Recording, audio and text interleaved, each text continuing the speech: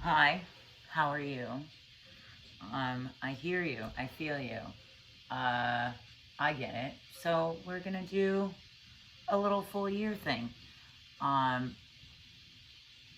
because, why not? Um, it has come up in other things too, as people are preparing, or as people were preparing for the end of the year, and so it only feels fair and right, um, regardless of how I feel about the new year. But scratch that. Fresh year, fresh hair. I just washed it. Fresh face, just washed it. Uh, or don't have anything else on it. Uh, so, fresh year, fresh attitude, fresh insight. And so, I think, why not? It is, in some eyes and cultures, the year of the dragon. I can't say, I guess, in some eyes, because I guess it's only what those eyes see, but it is still a thing. And I think has been a symbol that comes up whether or not you believe in or resonate with that cycle. Speaking of cycles, Ethiopian New Year, or Ethiopian Christmas, that's what it was, on the seventh day, which is interesting to me. And so, in the spirit of maintaining that flow, again, I hear you, I feel you, and so my gift to you is let's take a dive into this year of the dragon, this 2024, and see what comes up. I have had some theories about the years before. I won't waste your time with those now. However, I do think that sets us up for this year being specifically about strides toward, not perfection, although there is a 6 in there, strides toward progress or success, or like weight to these concepts, in a way that is giving, in a way that is renewable, in a way that is, like, it makes me think, like passive income. And I do know that a lot of people are very much branching out. However, if we take that to a maybe more macro sense, that could mean a lot of things in the control of the government, and how exactly they're giving back or not, for that matter. And so, to assist in that cycle and perhaps bring some eyes to witness, we will pull some cards.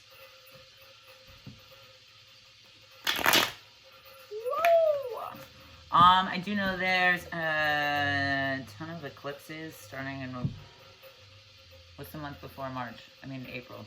It would be March. There's a ton of celestial bodies floating around, meteor showers, etc., etc. It will be something to witness. There's a lot of things to look at, which again kind of makes me reiterate that calling eyes to witness thing. And I think that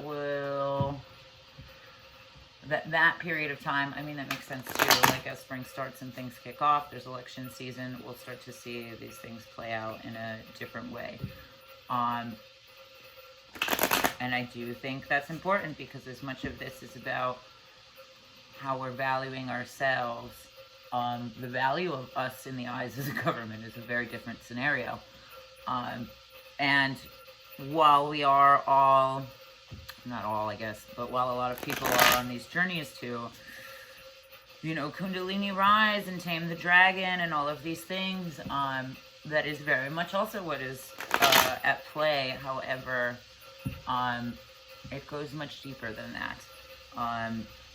The dragon in lore is also kind of the godhead, and I think that's that has a lot of heavy symbolism in very heavy stories, politically and socially, and we are in interesting times. So, with all that being said, let's see what 2024 has for us. Okay. January, February, March.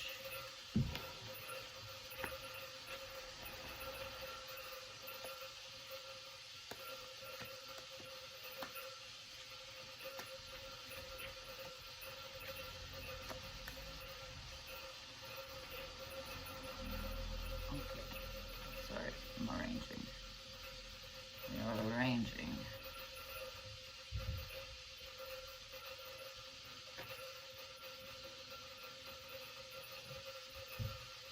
Bottom of the deck, bam. Ooh, okay. Bottom of the deck, Ten of Wands, inverted. Literally everything I just said. Very powerful, very supercharged. There's a lot going on in our internal worlds and a lot going on in our external worlds. Sort of shorting the circuit. I mean, it doesn't necessarily have to, but we will feel those blockages. It reminds me of very significant times of overwhelm, where things that were plugged in or technological were, like the sounds were really overwhelming. I do feel like this is also a big pushing off of weight. There may be constraints that exist around or create limitations around the ways that we grow or the ways that we succeed. And those are the things that we kind of have to shuck off or reject, in whatever sense of the word. That can be taken in many, many ways. Sometimes what's important to your friends or your family isn't what's important to you. Sometimes what's important to bigger schemes is not where you are also at ease.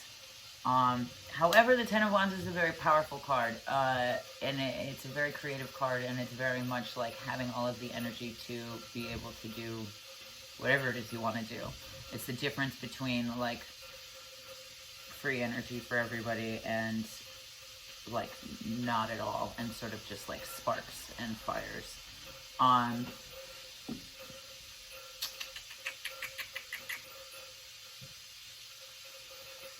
This also makes me think Chiron is still in Aries, I'm pretty sure. I don't remember if it's retrograde or not, but I wouldn't be surprised.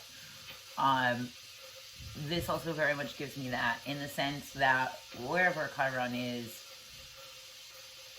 for you has a lot to do with the things that cut the deepest and the things that bleed the most and the things that were your greatest lessons. It's grief and the ability to grow beyond that. It's pain and heartbreak and the ability to learn and love beyond that.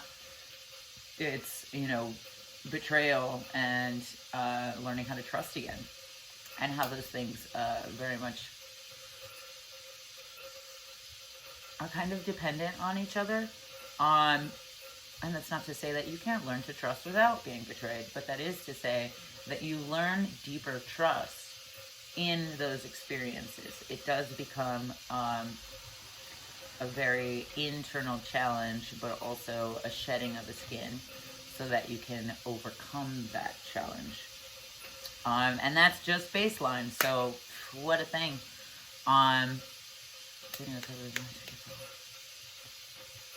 July is the Tower. Ooh, okay. Tower inverted also. October, Two of Pentacles. December. November, Knight of Swords. Okay. Queen of Pentacles, January. It's the start of a fiscal new year, so people very much are thinking about that bag, or whatever it is. People are very much thinking about their income. They're very much thinking about beyond that and just their value and their worth as a person, what they're offering to the world, what they're offering to themselves, and sort of recalibrating in those circumstances. At least I hope so, because it is very much too fiscal of a focus in this time, and that can be a lot of weight, even though it's something that you can't feel or see in the ways that you want to. that weight becomes insurmountable and also invisible, which is even that much harder to deal with. However, moving into that with like a strong sense of self and a very clear vision of self, like you know how after you shower the mirror fogs up and like you finally clear it off and you get to see how fresh and awesome and wonderful you look, like that kind of feeling, that kind of freshness, and also motivation, not creativity per se, but motivation to hold space for these things to grow as well. This is also not somebody that questions their worth, so that while that may also be where we are, maybe there's a deeper lesson or a surprise in like what equates to worth or value, or you know, how much more ease or comfort you can have in those situations. And maybe that's budgeting, maybe that's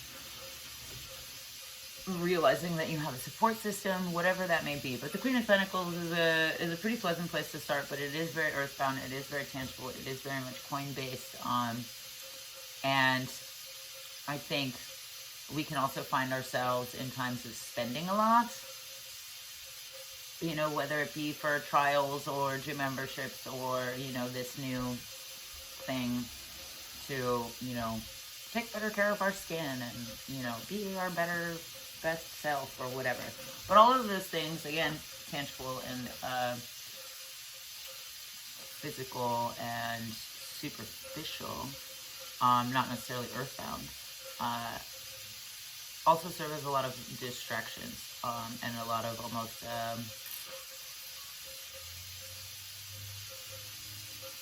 what's the I can't think of it, but they're like when you're treating the symptom and not the cause. And we treat the symptoms of our unhappiness with online shopping, or, you know, various other coping mechanisms, rather than treat the root cause of whatever this unrest, or uneasiness or self-critiquing nature is. Because, you know, one more free trial won't change how much you're willing to be alone with yourself or your thoughts. And I think that also may be where the Queen of Pentacles, in detriment, will find themselves maybe giving more than they were actually able to receive. Interesting. Okay, January, February, Two of Wands. March, Two of Swords. Interesting.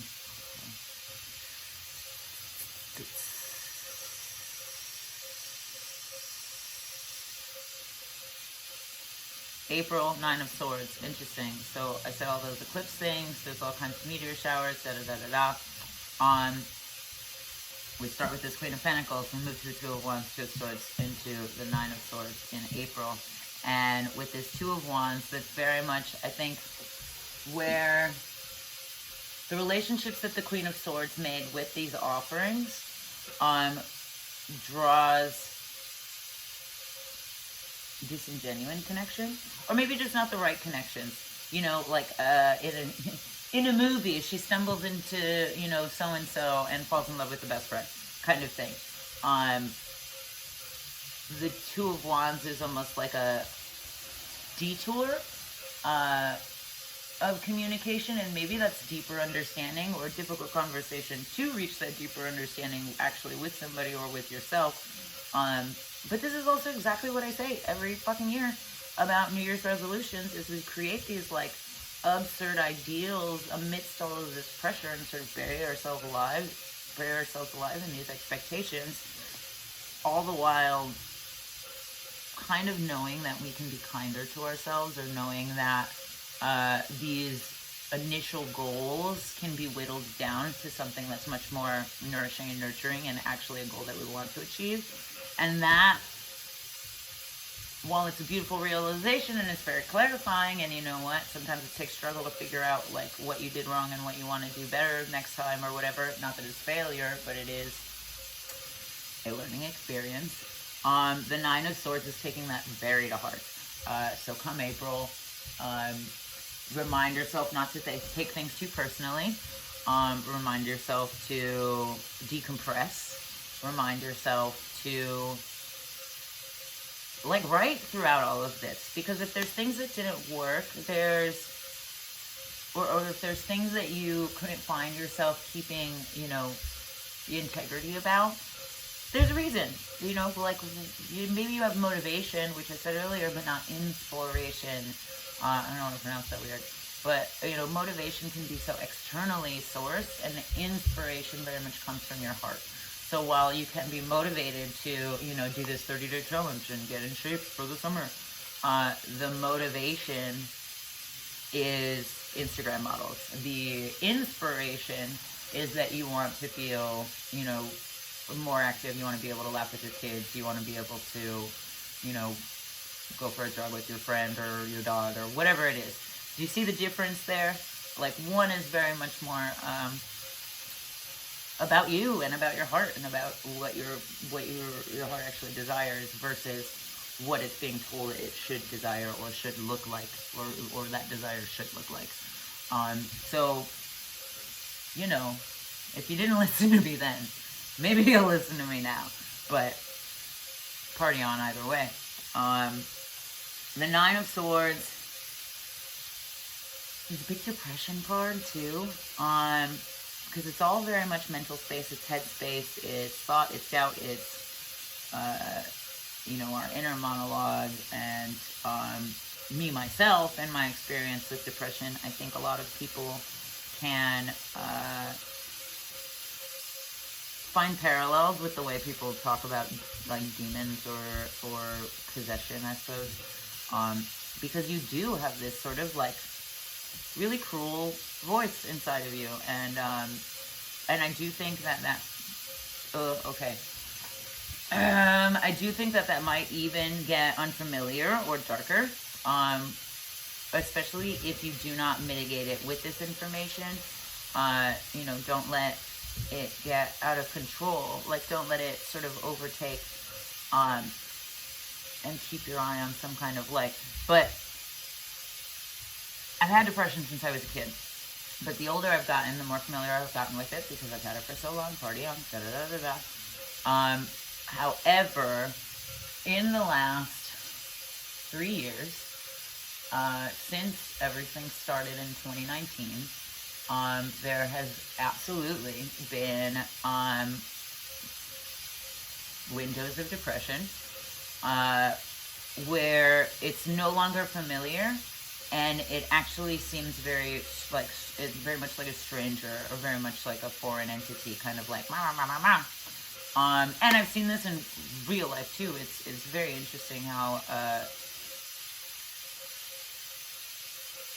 you'll see that present in vulnerable moments or people. But where the Nine of Swords is taking this personally and taking this to heart, and wounded by it again, that Chiron energy, where do we find hope? Where do we find love? Where do we find support? Where do we find, you know, validation in our memory and our experience, and again, hope and motivation? Whether that be somebody else outside of you for the moment, whatever needs to get you where you need to get, party on. Because initially the thing that I guess got me out of it was wanting to be better for my best friends, and that turning into it just having to be me, and became such a goal that it became unfathomable to fall too much deeper into that state, willingly, I suppose, or just to allow it and not fight it, like a inner revolution. Your depression is also your colonizer in some ways, in many ways. Let's see. Don't take it personally. I do think, however, the Six of Swords follows this, and it's inverted, so a lot of people will continue to take it personally. So come May, there'll be a lot more defense and a lot more I guess defense is the best word, because people can be aggressive or not in that context, or like under that sort of, you know, spell of emotion. And they'll think that they're doing it for the best reasons. And ultimately, it's really just like closing off and like limiting and sort of suffocating and sort of isolating. It's very much a trauma response. It's very much a part of a cycle of trauma. I've been hurt, so I'm going to hurt myself more. You know, somebody hurt me, so I'm going to continue to destroy myself and continue to destroy everything in my path. Let's not go down that road, because the Six of Swords is a very honorable card with a lot to protect. And I think, hear me out, I think there's something to be said about what we understand when we are being hurt by people. Whether that be friendship, familiar, or otherwise.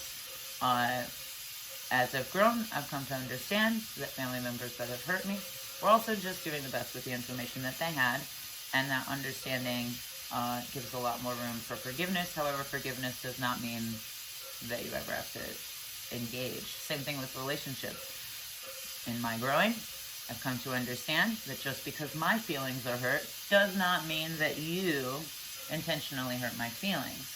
However,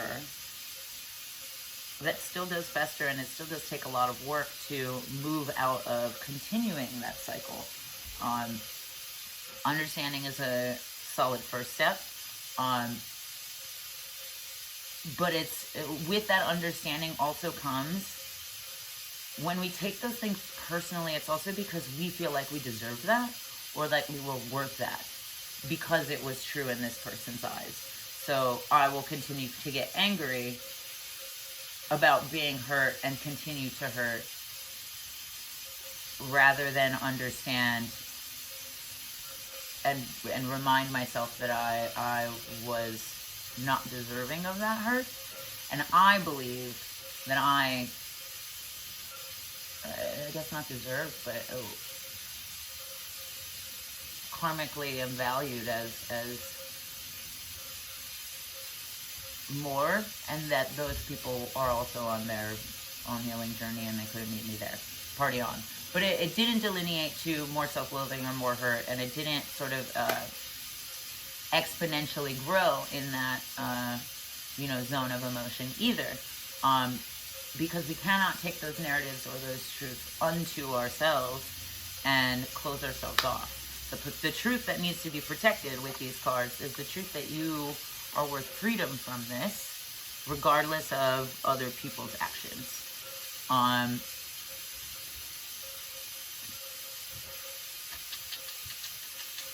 hope that makes sense. And I hope that makes you a little bit softer on yourself, too, in those situations. And a lot of that anger comes from that process of sort of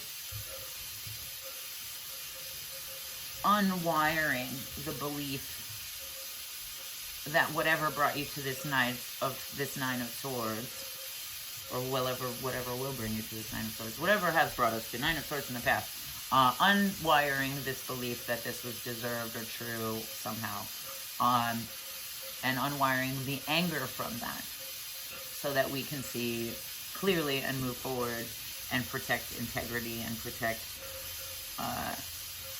pure inspiration, which I think comes from information from your heart, information from your body in a lot of ways. So let's not betray our bodies by getting lost in our minds. That's actually pretty solid. Here's an apple of knowledge. Following that, February, March, April, May, June, and July, the Knight of Wands in the Tower. Okay. Fiery. And the Tower inverted.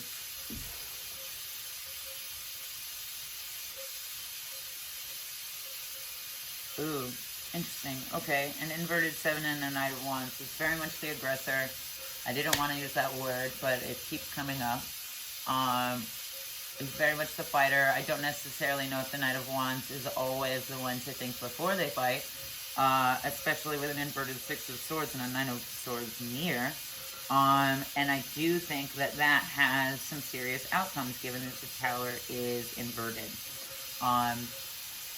Whether that be self-sabotage, let's avoid that going into the summer, which again, kind of trailing back, if this is indicative of a cycle of trauma, and let's just use relationships for example, because everybody loves to do that, and there is a fucking two of wands here. You know, somebody hurt you, so you're gonna go into the summer like on mode to hurt other people with irresponsibility out of a broken heart. This is why people do their, you know, hoe summers or whatever, their Playboy summers, whatever the fuck it is, where people just sort of act really irrationally. And not that rationality is everything, but they act real out of pocket. And the Knight of Wands is real out of pocket right here. The Tower is the result of being out of pocket. Whether that be, you know, restructuring in that relationship example, like restructuring what it is that you're actually finding yourselves in or looking for, or, you know, taking on a whole new persona in that, or, you know, fallouts with friends, stuff like that. Sometimes our temperaments can really lead to, like, disturbing the foundation of those sediments. However, even in those situations, when I've had really unbecoming moments in the past with friends, oftentimes it comes back to understanding that one or both of us was very much in this Nine of Swords state and taking things too personally and lashing out and saying things that we would never say.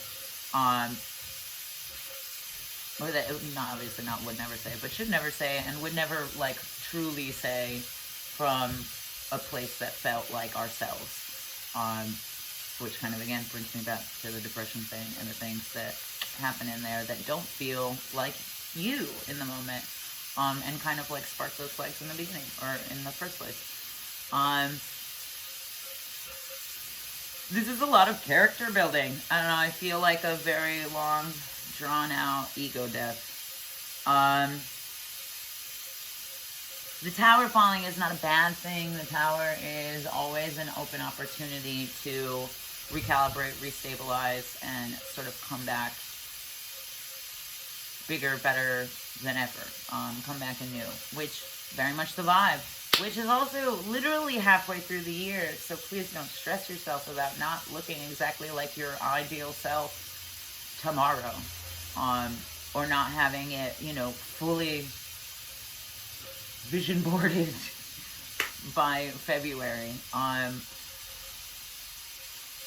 Visual boards take action, and visualization in your mind's eye is not much more useful, but it is also a very handy tool. I guess I could say much more useful, because I do that a lot more. I don't think I've ever made a vision board. Let's see. Okay, King of Wands. Ooh, this whole bottom is just fucking fire.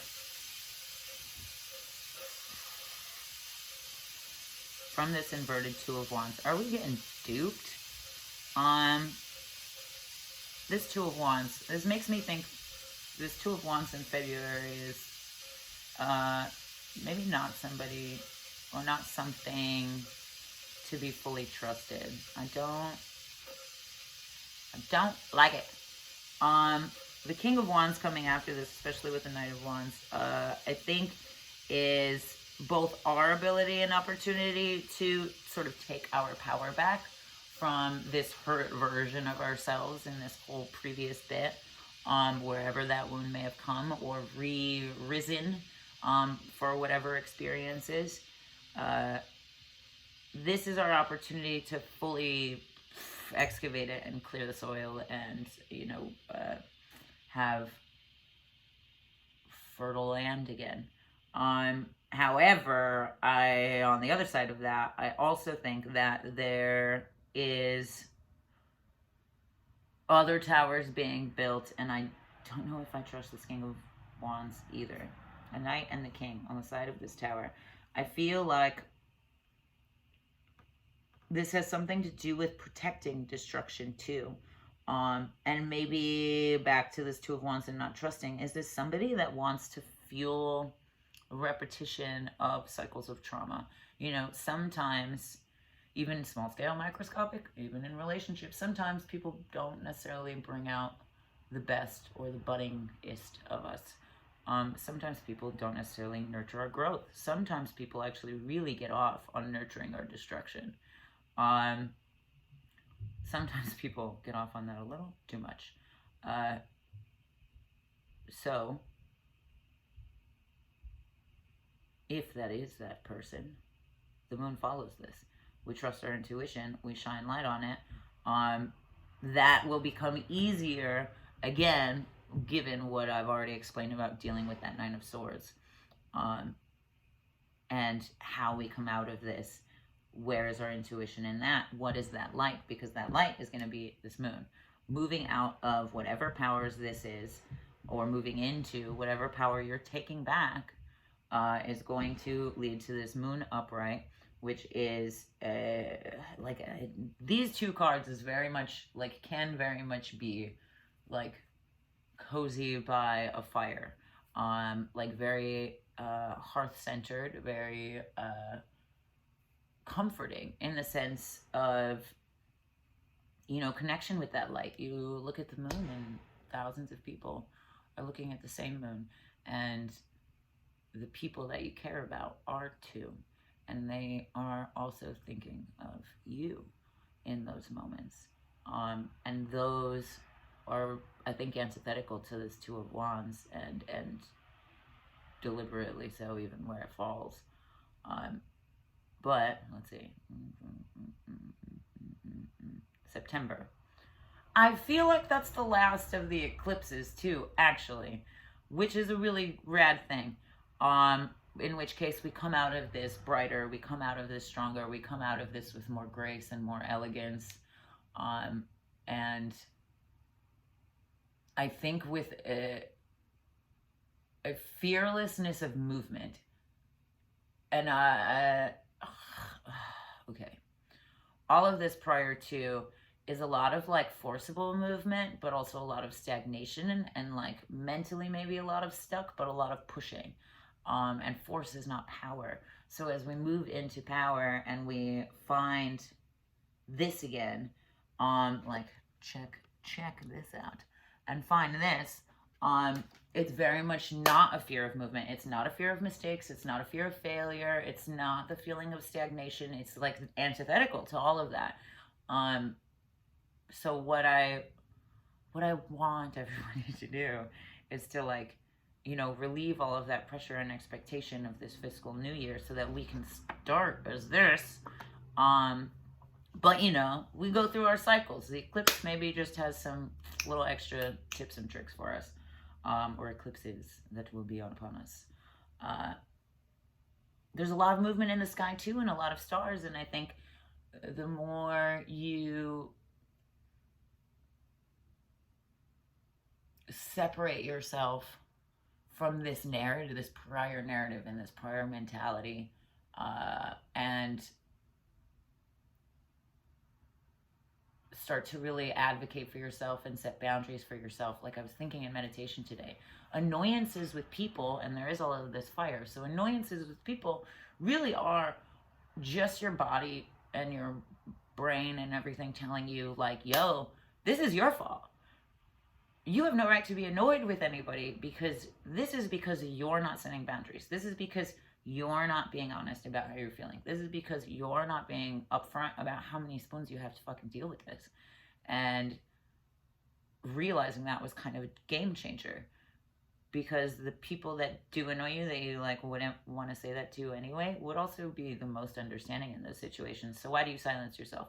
Why do you hesitate? Why do you, you know, stop? Why do you hide yourself when you dance? You know, why do we covert the brightest parts of ourselves? And this is very much what we will no longer be doing, coming out of it, which is super beautiful and super powerful, and I want to see absolutely more of.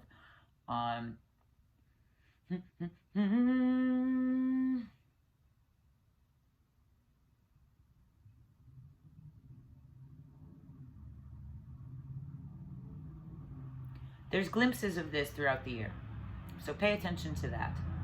Amidst all of the fire and the earth and things we can see, pay attention to what you feel. Amidst our mind potentially run amok, or, you know, feeling as if it's betraying us, question or investigate, not question like you don't believe it, but investigate the things that you're feeling, and the feelings around those thoughts. And you can maybe suss out just how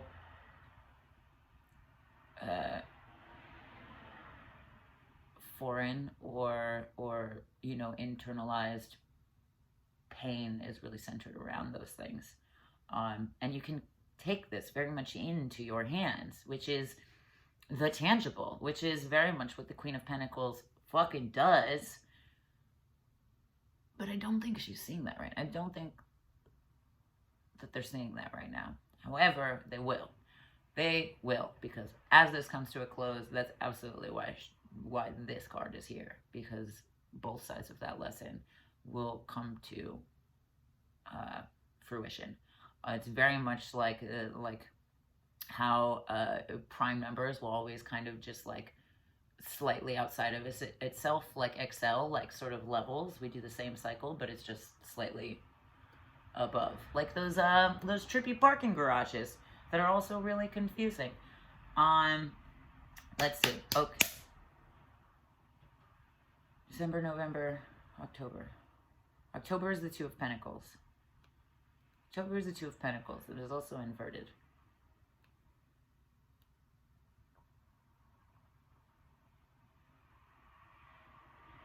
Oh, okay.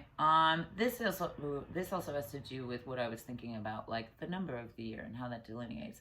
There's no law of physics that I've found to attach to it yet, but delineating those sixes are perfections, but if you add on the 20 part, because it is still part of it, then we've got an 8. So not only are we building stable structure, not perfection, but you know, beauty and divine and ideal, and you know, many words like it.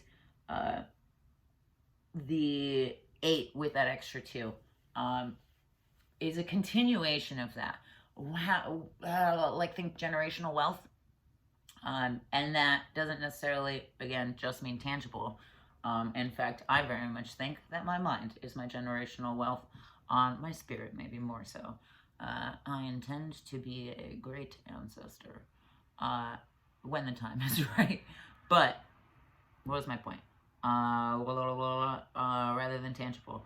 Oh, yes, generational wealth in spirit. So rather than cycles of trauma, we have cycles of growth. We have cycles of understanding. We have cycles of, you know, deeper communication. And it just continues to get, to expand and to, interesting, to expand. What I said about this person not being, these people maybe not being able to be trusted, it's a different kind of expansion. That's the kind of expansion that we don't necessarily want.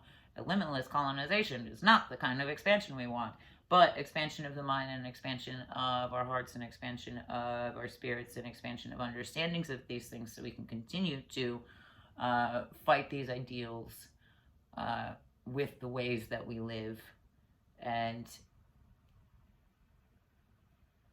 create an opportunity to be able to give back in other generations, because expansion of colonization will not, that it will absolutely sever generational wealth for most of, if not all, most of, like, I guess 99% of, minus the 1%, eh? The Two of Pentacles is where we see the repetition of those things, or we see more process of those things. You sort of see the reflection of it. It can also have to do with the person, maybe, as opposed to this Two of Wands that you couldn't trust. This is the kind of person that you do see a reflection with, where it's like, oh wow, are you like the other version of me? Or, you know, the opposite of me, or, you know, and you find your little unison homie, you know, or your best friend, or whatever it is, a familiar perhaps, or again, simply a reflective ideal, whether it's, you're no longer seeing anger and aggression in your immediate circles because you've challenged that in yourself. And so now you're seeing your relationships are a reflection of that.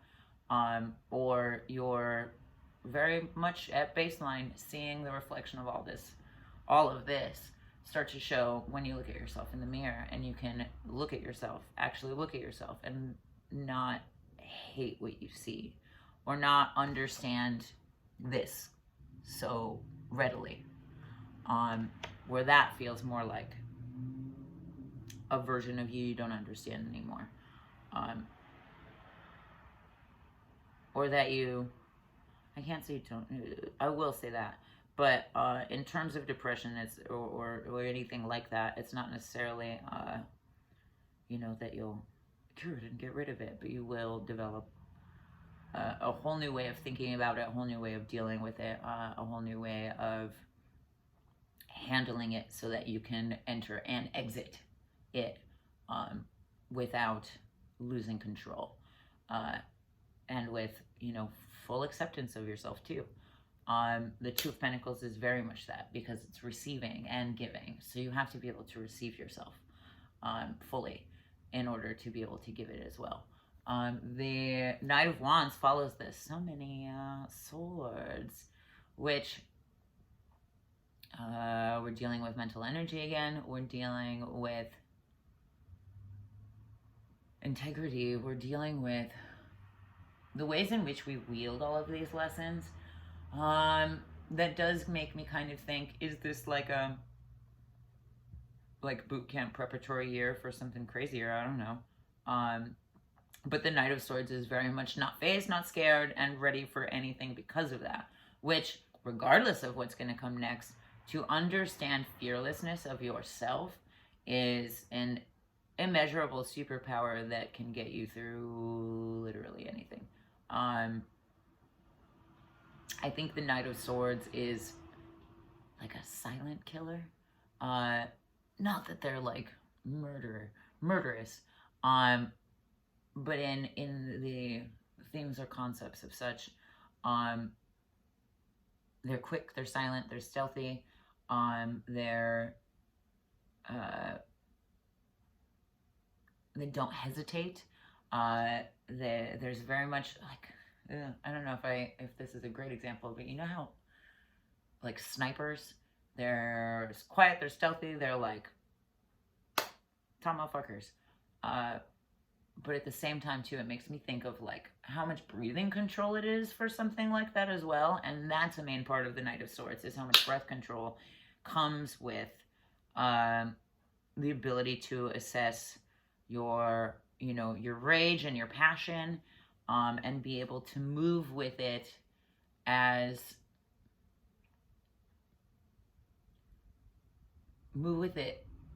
not as you, but with you. The Knight of Wands is very much like, I am my passion, I am my rage. The Knight of Swords knows better than to let that take over.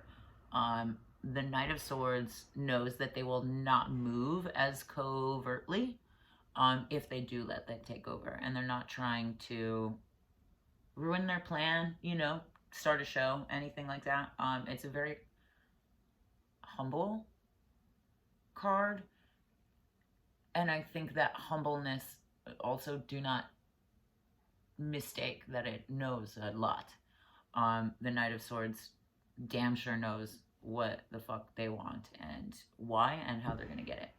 And that is a really awesome place to be. The Knight of Swords is one of my favorite cards, and when I first got this deck was my identifier, and I love that.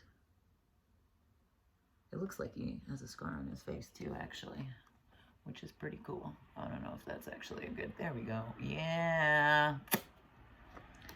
The Queen of Cups in December, which, how cute, how appropriate. I hope that's the vibe, so that people can really embrace what that, seasonal holiday season is actually all about, and being very,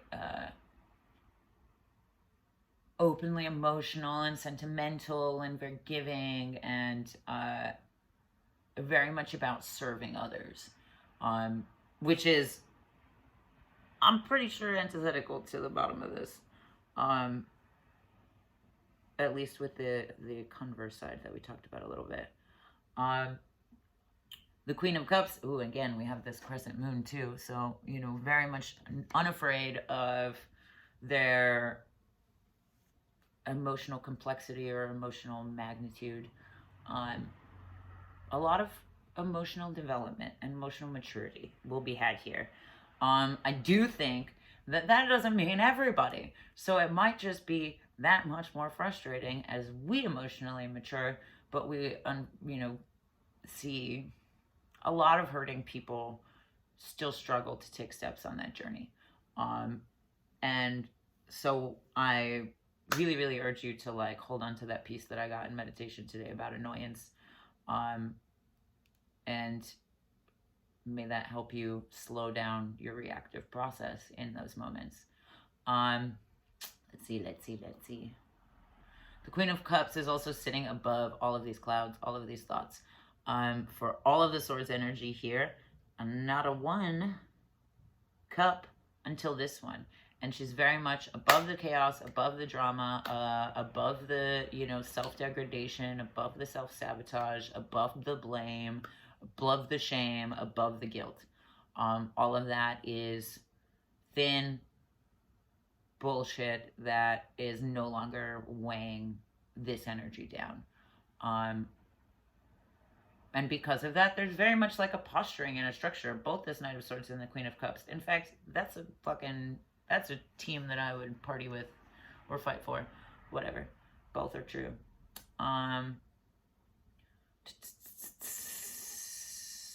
Posturing, integrity, above the... I think rather than feel like emotions are a vulnerability or a weakness, the Queen of Cups also knows that they help define where they're at. Your emotions help define where you're at with any given situation. The emotions that arise are going to help you define, you know, how patient you are and how comfortable you are, how safe you feel, how threatened you feel, and why.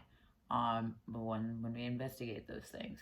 But it can very much be your temple, you know, a safeguarding temple. All of these emotions that we have and the depths with which they can really permeate our lives, and the lives of others, truly. Because, you know, with all of this talk of expansion, just prior, I think that is something here that is going to expand, is our emotional worlds and the ways in which that we let it shine, because it will no longer be held or thwarted by fear. And that is, again, fertile soil for growth. So we prepare emotionally. Let's see. What numbers?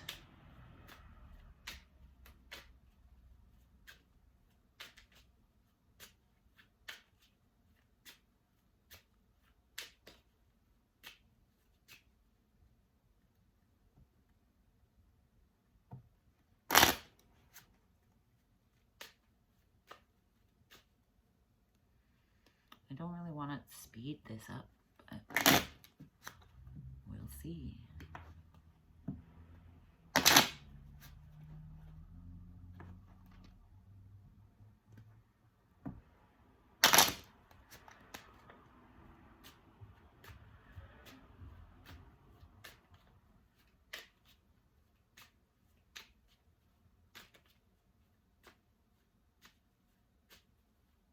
Okay.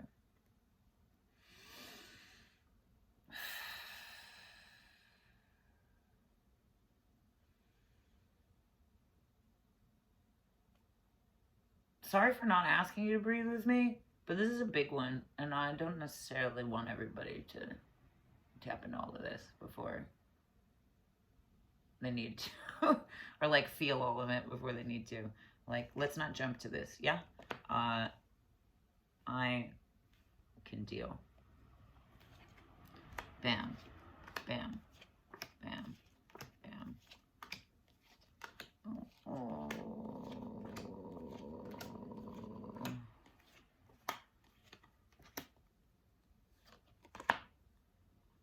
All right. Nine of Swords, bottom of the deck. So with this Ten of Wands, still very high-powered energy. However, this one is very much, what did I say about this in the beginning? Like shucking off excess weight or what have you. The Nine of Swords is also very much a, before this cycle is completed and we solidify it, get rid of, you know, cut loose dead limbs, you know, cut loose dead weight, cut loose like weak links kind of thing. Spit out that which is lukewarm. The things that aren't nourishing, the things that aren't serving, the things that feel poisonous. No more. That's very much the bottom of the deck. So things that do not feel right. Again, we go back to emotions. The only emotional card that we have here is this frickin' Queen. Let's not wait till December to honor that. Because this Nine of Swords, the more we, with this Nine of Swords, the more we allow emotions to weave themselves throughout this experience rather than compartmentalize it just at the end of the year, or, you know, bury it, unearth, you know, sweep it under the rug, all of those things, because that's kind of very much where this placement is, what it's like alluding to, rather than all of that. You know, don't sell yourself short with lukewarm fucking water, or you know, things that are poisonous when you're seeking help or seeking health. And that 100% can also very much send us to this Nine of Swords energy, where it's like, I'm doing all of these things, but nothing's working. Are you stressing yourself out? Or, you know, which is going to slow down your system? Are you, you know, borderline giving yourself a stroke? You know, all of these things that are counterintuitive to the goal that we have. And so we find ourselves in this like toxic cycle of like blaming ourselves and hating ourselves for not seeing the progress that we want, when in reality, we're not really honoring how pure we want that progress to be. We're not honoring how we feel about it, or like in the moment of it. We're not honoring what our body's emotional state is through these motions, which very literally also has a memory. It's not just up here, it is neurologically throughout. And when your body feels unsafe, it's going to keep telling you that until you make it feel safe again. It will continue to like struggle in survival mode, because all it knows is, bitch, I'm trying to keep you alive. And surviving ain't living. Which I say that because underneath this Queen of Pentacles is a Seven of Spades, Swords, same shit. Which is very much a card about longevity. I think there's a lot of reflection and maybe doubt in that longevity. So as we're reflecting, cut out that which does not use. But as we circle this back around, and again, find that double meaning in the Queen of Pentacles, we find that double meaning in this Seven of Spades, and turn an inverted into a right-verted, and we get longevity rather than, I'm not sure if this is going to work. And that, 100%, I think the easiest example is relationships, where people are like, I don't know, maybe, you know, could this, I don't know if I can see you. Then, or like, I don't know if I can see you, see me with you. There you go. That is doubt and longing and blindness rather than reflection, and aims toward longevity, and a waste of time. And y'all, you got nobody to blame for yourself for that one, but you, for wasting time with that which does not feel right or fit. Gosh, let me not be a jerk, right? Two of Wands, Queen of Spades. I said something about that not being trusted. The Queen of Spades knows better. I think, ooh, okay. Do they though? I do think that the Queen of that these Queen of Spades does know better. However, I think they're very logical. They're very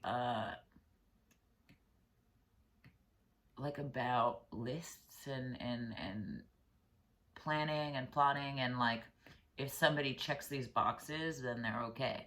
And that's not always the case. Somebody can look really good on paper and like not feel right.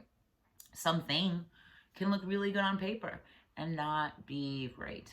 And that is something that I think these two energies in the month of February will sort of combat each other with, and create tension or unease, perhaps, in your mind. And rather than go into a, very real emotional world, and really face that, this King of Wands in the following month, clubs, whatever, I think we'll have fear of such a big task, or such a difficult task, such an uncomfortable task. For whatever reason, it's not your favorite, or it's not entertaining, or what have you. That doesn't mean it doesn't need to be done, but that does mean that perhaps it needs some preparation, perhaps you need a pep talk, but whatever it is that needs to get done in that month, don't avoid for sake of for sake of ignoring your responsibility to the situation. And even if that is, not a responsibility in an outright sense, I do think in general we have a responsibility to the people that we interact with to be as responsible with ourselves as possible. For instance, rather than ghost somebody or whatever, I've got thoughts about that. But rather than feign a new relationship or something, like as if you're just friends, but all the while you have a crush or whatever, I think in many situations, in socio-political or spiritual situations, as bonding as they are, we also have a responsibility to honor the safety of that. And that means don't stay best friends with this hot girl because you really just want to hook up at some point. That's very disingenuous, that's very dishonest, that's very cruel. Friendship should be enough. But I think those are difficult decisions to make, especially in a world where we're sort of constantly bombarded with the reward of a dopamine high, or some quick pleasure in some way. And I think that's why people have a really hard time walking away from those situations, or in positions of power, the way somebody will look up to you and that person in power will then engage in a sexual relationship with this person. Now, it is our responsibility to hold safe, honorable space, and it is your responsibility as a leader or somebody to be looked up to, not to take advantage of those vulnerable moments. Whether that be, somebody's on the rebound, or somebody's, fresh on the dating scene or whatever, and you're not interested, or only interested in, one thing or another. It's difficult conversations, but it's also very much how we handle the responsibility of both what we need and how it affects us, but also how it's affecting the other person, and how it will affect the other person. 9 of Swords, 10 of Hearts. Heavy. Okay. I think maybe we feel really betrayed by our hearts in that moment, in April. With this 9 of Swords, this 10 of Hearts is very much something that like bites you in the ass too. It's lofty goals and perhaps a disappointing result. But I do think that's because it's rushed through with emotional energy rather than being sort of, being more Knight of Swords about it and being more like Splinter Cell, Tom Clancy, and, you know, silent but deadly. Deadly in the cool way. Let's see.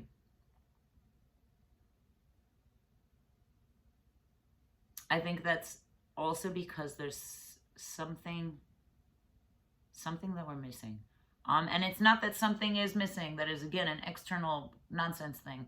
But that void or that longing, missing feeling, is going to be something that we're overlooking or not seeing.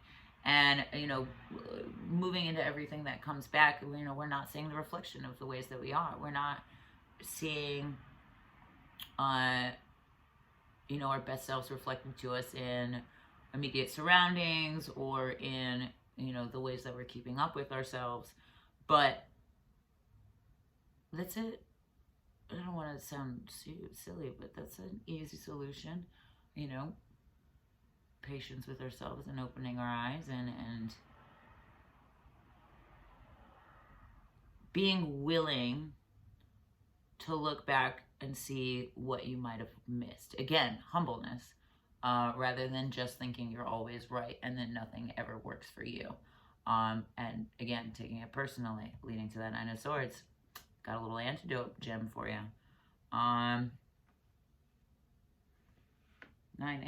Queen.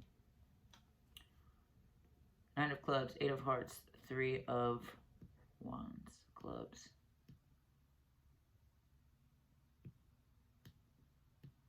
Okay. Opposite the 6 of Swords, 9 of Clubs is also very much about the fullness with which we can sing to ourselves, like the fullness, the teeming fullness of like how good you feel in your skin when you let yourself be good in your skin. You know, how freeing is dancing when we're at home and nobody is watching and we get to try something new, and how good that feels, versus all the pressures that we put on us when we're, you know, defensive in social situations or what have you. So again, inverted, rather than like honorably protecting our heart, this is defense and like shrouding the heart from like anything else.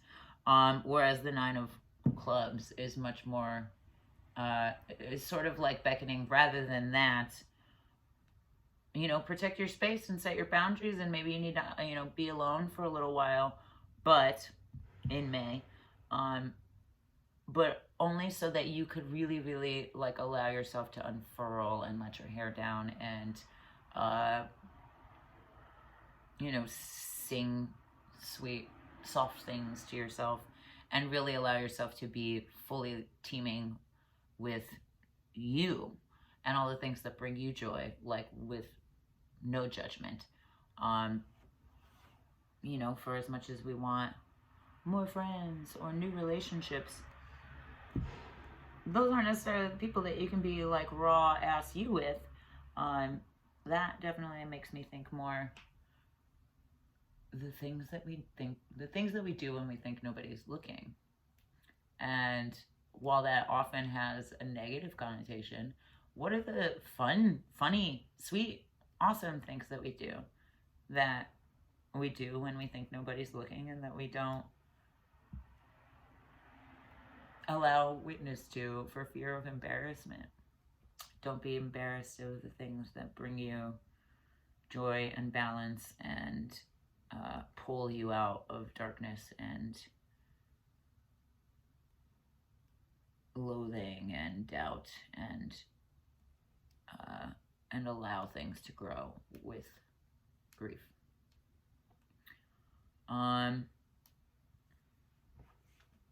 Underneath this Knight of Wands, 8 of Hearts, very much, I think, speaks to intuition and the options for another, or the idea of another option, another way out, another path to be taken, rather than rage and passion outright and utmost. Or, you know, depending on what this tower is, some other new superpower, with the Tower is the Three of Clubs, and that's very much a new state, a new growing state. It's very much pre even seeing the buds of anything, or sprouts of anything. It's very much watering and praying and, you know, hoping for the best. But it is something that we do not turn our backs on, and it is something that we do continue to nourish. So maybe this is where, you know, true colors show, and those things that this Nine of Clubs was doing can still do, and maybe this is where they find some bared witness, and where, you know, those joys are offered to community, or, you know, shared with friends, or something of in that nature, where it is at a point of growing, or it is in a place where it can grow. We just have to water it and sing to it and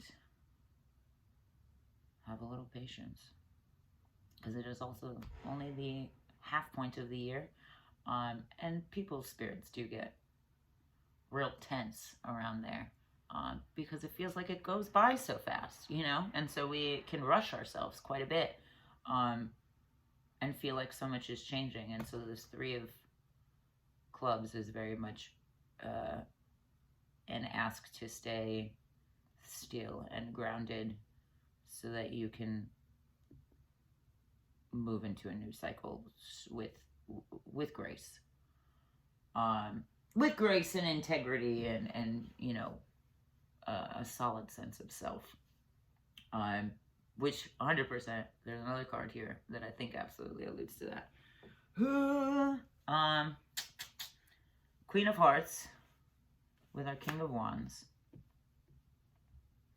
Queen of Hearts with our King of Wands.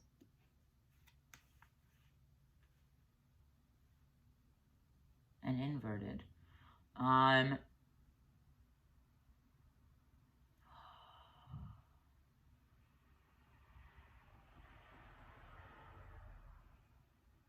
I want to... The relationship between these cards is very suffocating. The Queen of Hearts, very much upright, has been such a great allusion to the ways that we can immerse ourselves around the things that are more fulfilling. And with this 9, this 3, and this Queen, the ways in which we can, and this 8, the ways in which we can take the quirky things about us, and because there's something that's always pulled us there, you know, for joy's sake or what have you, and let that lead a path of building bridges and building community and belonging, and fulfillment in the sense of service or giving back. Because the happiest you'll be is when you're not fucking thinking about you. But the Queen of Hearts, I think, is overwhelmed. I think is suffocated. I think this King of Wands is a structure that is perhaps too quickly implemented, and too reductive, too restricting. Rather than, which even if it's you, even if it's just you being real fucking hard on yourself because the Tower is you falling on your ass, rather than loop back around to a 9 of Wands moment, or turn into your own abuser and your own mental colonizer, give yourself some space. You don't have to be so, what is this? February, March, April, May, June, July, August, in August, like mid-eclipse season. So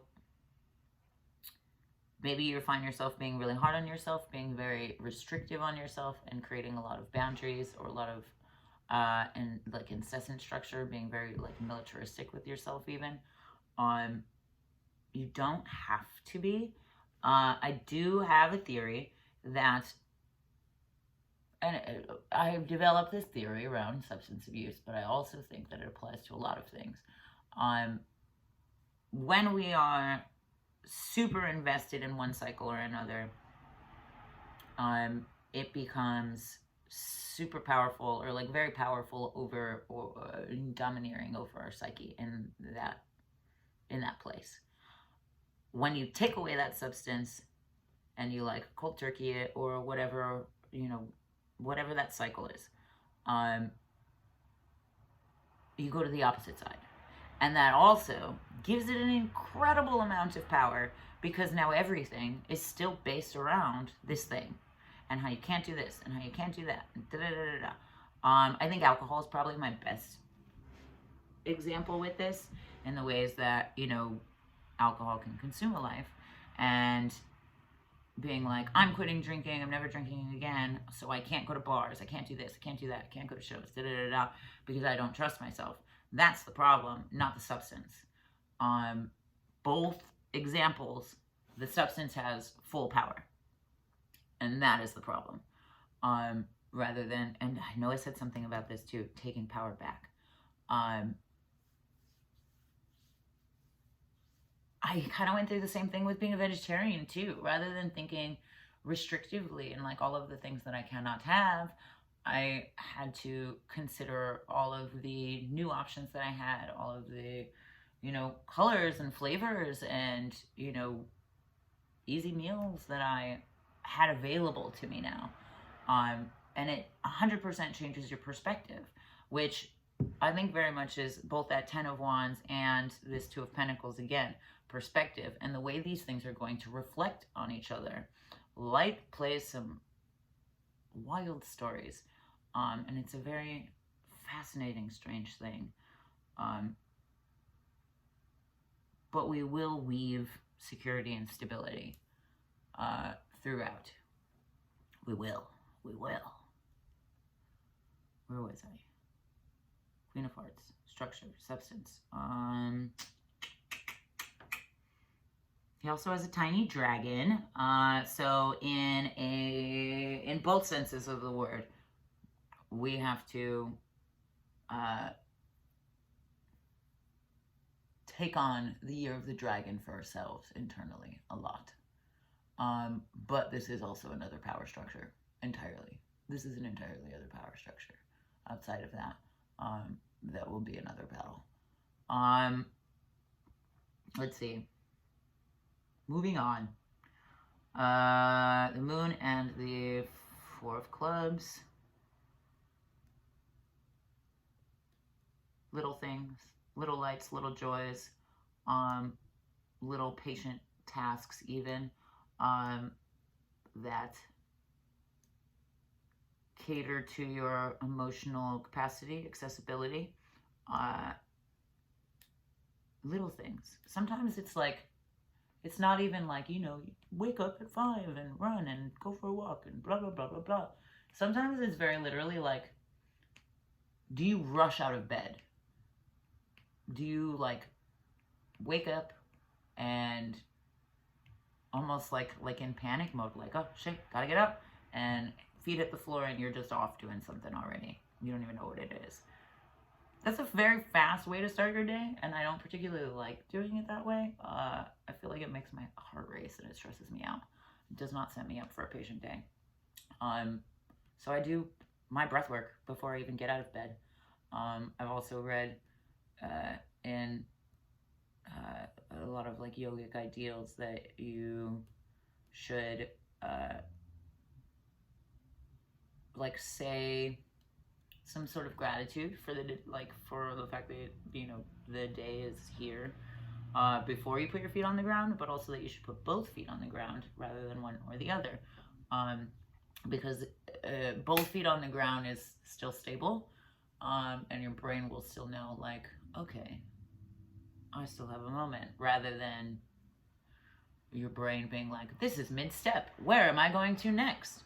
And it 100% changes so much, so that I feel like I'm the best version of myself with, you know, full reservoir patience and no reservoir bullshit and, you know, stress or whatever, and can go out ready for anything rather than, you know, rush myself and burn my tongue on coffee or whatever the fuck. Even just like tea in the morning. I don't really do coffee that much, but tea in the morning. I prefer if I can sit down and like actually sip it, rather than have some travel mug and be like, cool, done, gotta go. Yeah, it's not my happy place. And I feel like the Four of Clubs is very much going to remind you that, especially as we deal with such a major arcana, emotional energy. Because while this is a highly emotional card, or highly, you know, honoring of emotions and intuition kind of card, the Queen of Cups is our only other. So divine intervention is going to bring up a lot of emotions because it needs you to deal with them. It's like organizing your toolbox. Does everything have its is everything not have its place, but does everything work? Or is it a box full of rusty screws that you should not stick your hand into for fear of stabbing? Yeah, is your toolbox a Saw movie? With this Two of Pentacles, the Four of Spades, Seven of Hearts with the Queen, with the Knight of Swords, King of Diamonds. Okay, I will say this, the Knight and the Seven of Hearts. This Knight is triggered because of wronging, but it's more of a justice than it is a revenge. It's more of, I can't let this happen to anybody else, than it is I need to get this person back. And the Seven of Hearts is the acknowledgement of, like, I cannot stand for this. That fuels this Knight of Swords motion forward. And almost rather than rage and passion, it's with a sense of peace, because they're going to bring peace rather than more destruction. And that is a key fucking point. Key point. Whatever it is you're creating or however it is you're navigating, that needs to follow us, that concept.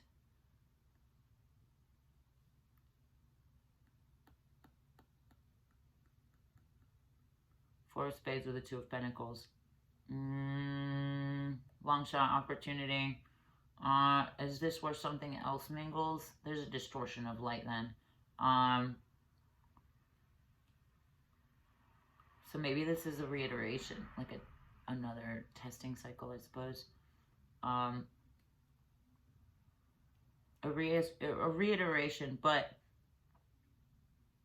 let me say, especially as it's parallel to this Knight of Swords, if this is a reiteration of the dishonesty and or you know, whatever it was over here, whatever it was for you, whether that be dishonesty or something, I forgot what all my other examples were. I think sometimes we have to remember that they're only doing the best they can with the information that they have. And maybe that's not a lot of information. And maybe that best doesn't really look like you want it to, or like you thought it would. But rather than find ourselves here again, victimizing ourselves, blaming ourselves, you know, feeling duped, feeling silly, feeling stupid, whatever it is, all of those things kind of turn into more self-abuse, more internalized harm. Rather than that, it's almost like it takes it in stride, like it's just taking that energy in stride, as an example, like as proof of growth, which is, again, not a growth that you can see, but it is a growth that you can feel, and that is why the Queen of Pentacles is here. because while we're caught in the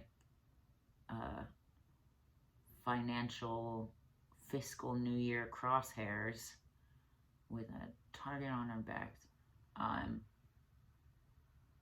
this is all about growth, but it's all about the hard lessons of the kind of growth that is exponential and huge and thick and such a stark transition. But it's not see, hear, feel, touch kind of change. And so what does that mean to you? Does that mean it's less valuable? Because if it is, or if that's what that means, then that's exactly why we're here. But if that is the kind of value that you honor and, rock with, I guess, then there's a lot of tools that we will pick up this year. What it will prepare us for is an entirely different question. The last of this, with the Queen of Cups, is the King of Diamonds, which, for all of this emotional nature and for sureness in the way that we feel, this is also very much about speaking truth to that, and giving weight and body to that. Again, not necessarily something you can touch or put in a fucking bank account, but it is something that is very real when we can speak with integrity about our desires, and when we can speak clearly above the clouds of doubts or distortion. And that is very much learning how to be a leader in very emotionally chaotic times. Damn. We are in for it. Okay. We're gonna do one more. Jesus. One more circus card, because I love these and they were a gift. Maybe okay. Just one. Just one.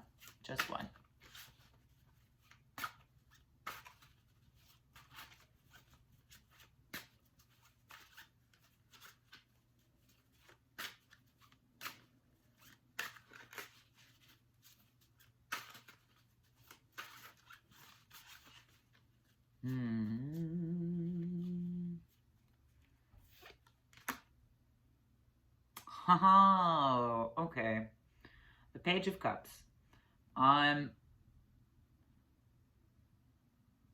For all of this emotion and what's going on, and the Queen of Swords. For all of this emotion and what's going on, Queen of Swords at the bottom. I couldn't help myself. This is a very sweet and sort of naive character, met by this very much the matriarchal energy above that character that would sort of dictate. I think both are versions of yourself. This is all general, middle of the deck shit, right? Both of them are versions of yourself, because you need this Queen of Swords to honor and protect your ability to be this Page of Cups. And where we are in the beginning of this year is very much just this Queen of Swords. I mean, not even this Queen of Swords, really. It's very much like this Knight of Wands. If you can imagine pissing off the Queen of Swords and her holding the knife to your throat, which this Queen of Swords in upright position and at her best would never. But pushed too far, I suppose. And she is very much this Six of Swords energy, this protection of jaded, wounded, cynical, as opposed to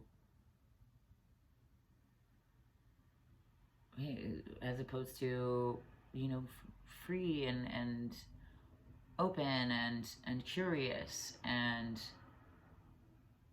excitable, and willing to share, I suppose.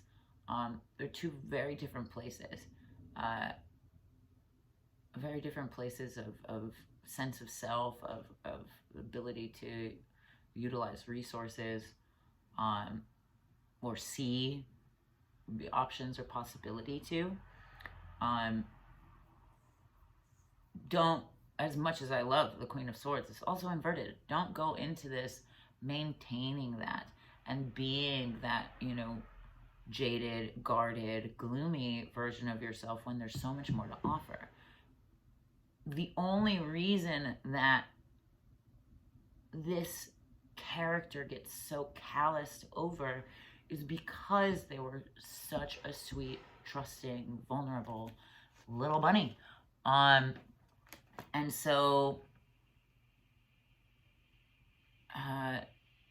not unassuming, but so, I guess unassuming and understanding.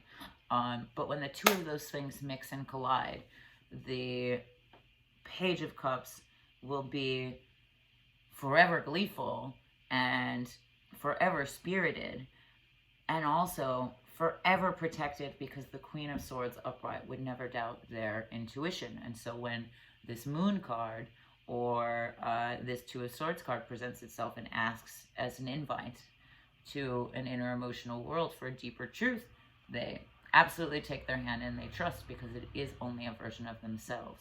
In situations with this Two of Wands or this fucking Knight of Wands or this Two of Pentacles that may or may not be able to be trusted,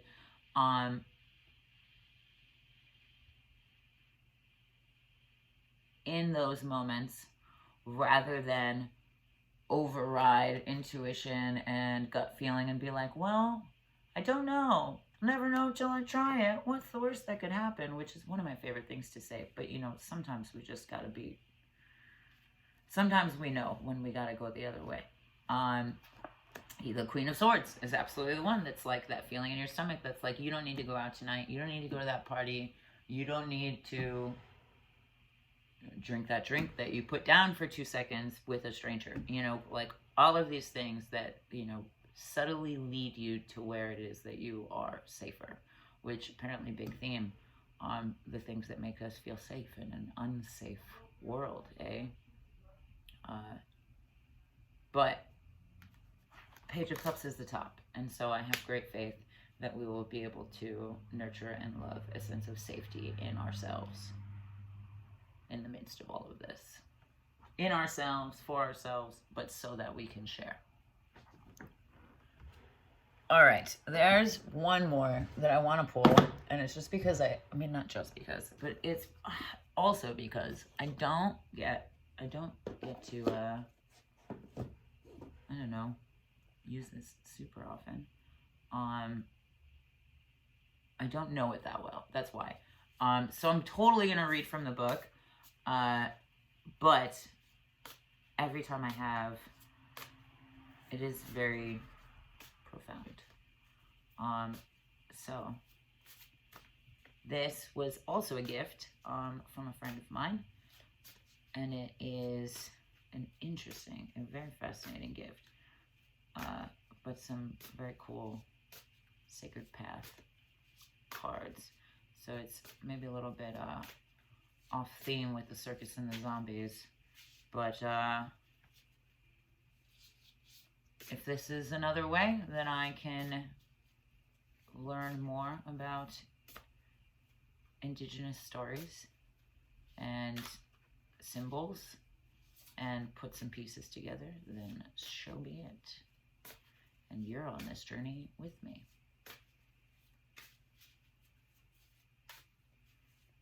We're all just putting pieces together.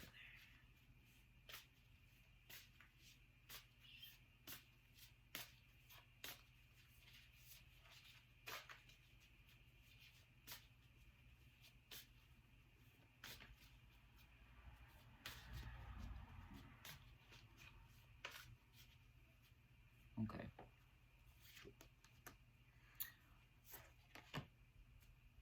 Oh, okay. I really like this actually already, because for as much as we've been talking about giving back and the way these energies are pulling, very much has a lot to do with the medicine wheel and the way that the northern part of the medicine wheel, the northern section of it, gives back or recycles energy or offers back up, sort of in the same way that seeds will germinate. However, because of the way society is structured, that, in my theory, that specific side of the medicine wheel does exactly the opposite, which is why there is such an incredible gap between resources available for wealthier classes and anybody outside of that. So this is really actually quite powerful already. Let's see. Where is this card?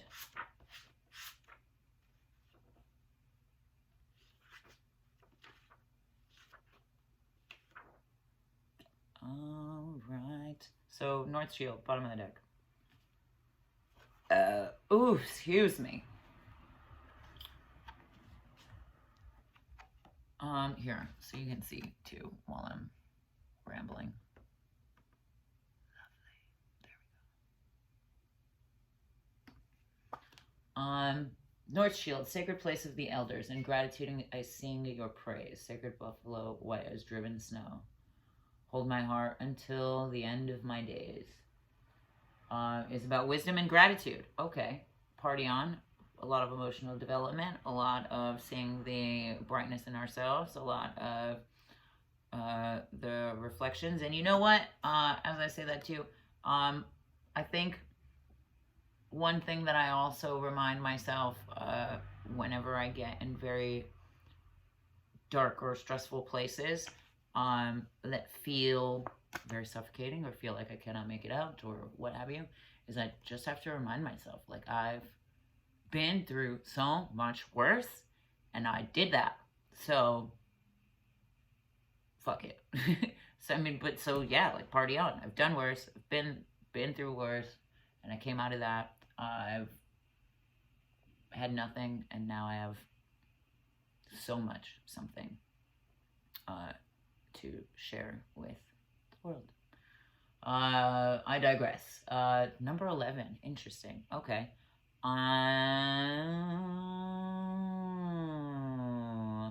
That actually is really funny because the cards that I wasn't sure if we could trust were twos. The 11 will delineate to a 2, and this is maybe our shield for that. Exactly. Okay, I can't make this up. As I was entering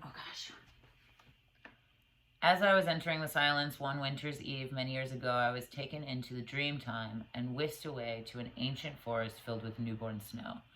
The bare trunks of the birch and aspen were stark against the emerald green of the peace trees and pines. Giant flakes of crystalline snow were falling around me as I came to the edge of the forest.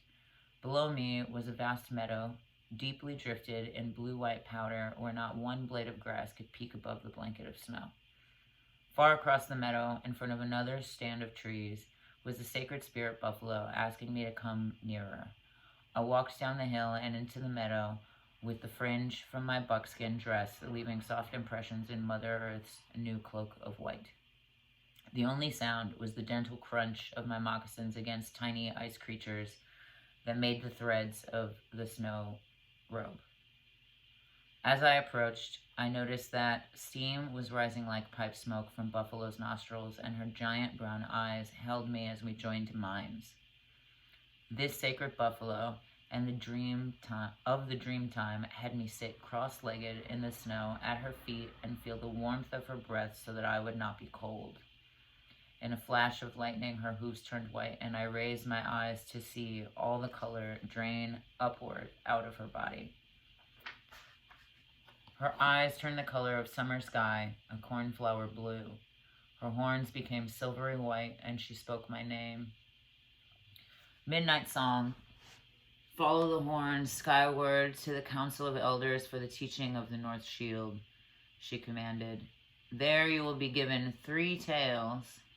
There you will be given 3 trails that lead to wisdom, and you will know the lessons of the sacred white buffalo. My gosh. Okay, this will be easier, I swear. Nobody knows. Much better. I turned my eyes skyward, and the scene suddenly changed. I was sitting in the south of a great council fire. Ooh, where the tower falls. The circle of elders numbered over 200. In the center of the wheel was a blazing fire that lit the faces of the ancient ones so that I could see the expressions in their sparkling jet-black eyes. One of the grandfathers in the north of the wheel told me to walk to the fire and stand in the center of it. I obeyed and was not burned. Then that grandfather spoke to me. All 3 roads to the North Shield are walked many times, and each path is tempered by the fire of experience. He said, come to my seat in the circle and receive the 3 symbols to the paths of the north. I stepped out of the fire and walked to the seat of the wise old man. Okay, wait, I have to say, what is this? That 8 of hearts, that's 2 paths. The third one is the neither. It's again, we're given these choices, like I was talking about with sobriety too. You're given this binary choice and there is always a third option. The binary choice is a falsehood. It's the same fallacy that people fall to with fascism and communism. They are the same thing. One of the grandfathers, I stepped out of the fire and walked to the seat of the wise old man. There were 3 elders waiting for me. The first grandmother handed me a great conch shell. She smiled and then spoke. This shell is the power of listening to Mother Earth, her creature beings, and her children. Through listening, you may come to know wisdom. We've talked about that a ton. Okay. The second elder, a grandfather, placed a tomahawk in my arms and said, this tomahawk represents the peacemaker who knows when to bury the hatchet and forgive, and when to defend with the truth. That is our Knight of Swords. What did I say about fighting for peace rather than passion or rage? The second elder, the truth. It is through proper use of truth, forgiveness, and humility that you may also know wisdom. The third elder was Great White Buffalo Calf Woman. She presented me with a pipe. Her voice was grave, but her eyes were twinkling as she spoke these words. The pipe is the symbol of balanced shields, male and female, red road and blue road. And there's 3 moons. There's more than male and female. It's just we're operating on a 2-dimensional scale of a 3-dimensional world.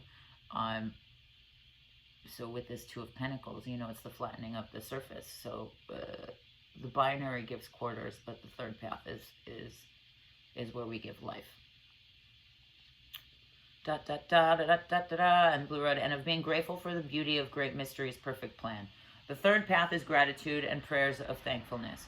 Through this path you may also know wisdom. I thanked the elders and returned to stand in the fire as the blue-orange flame spun me in a vortex of silver smoke that propelled me into the sky far above the elders' council fire. That blue and orange combination too is very much a like purifying, cleansing, purifying like toxicity in the body, purifying inflammation in the body. Think like putrid.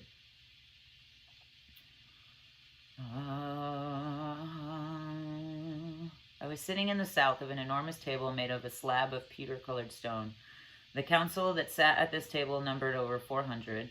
The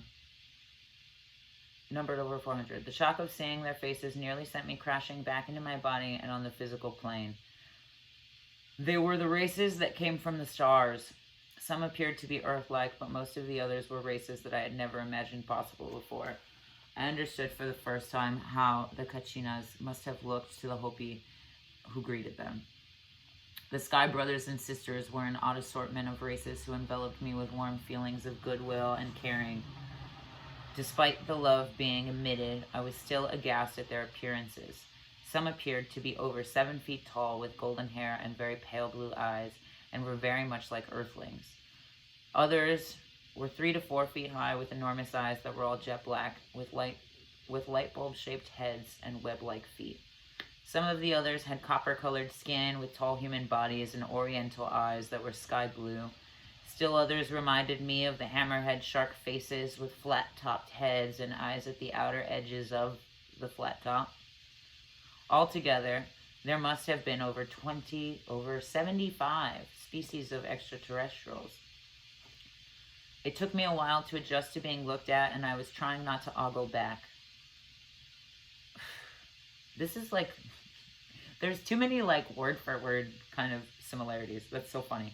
It took me a while to adjust to being looked at, and I was trying not to ogle back. A being with blue-gray skin, bald head, and pointed ears was sitting in the north of this gigantic round table.